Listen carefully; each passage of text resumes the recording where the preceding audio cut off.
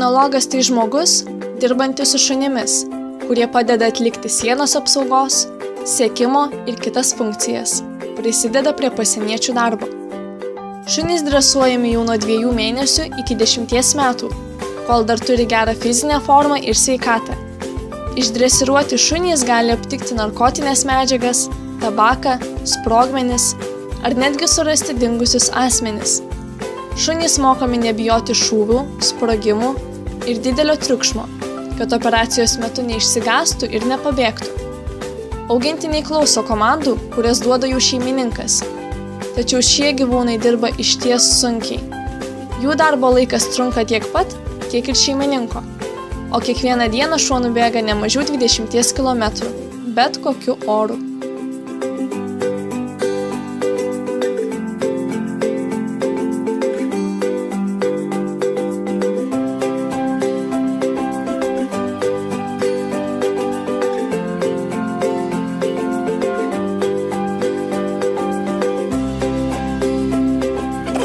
Tikriausiai domina klausimas, kaipgi tapti kinologu.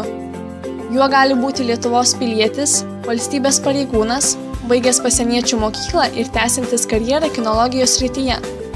Šį darbą kinologai patarė dirbti tiems, kas labai myli gyvūnus, turi kantrybės, nes tai reikalauja fizinio pasirengimo ir kantrybės bei didelio atsidavimo ir meilės gyvūnui.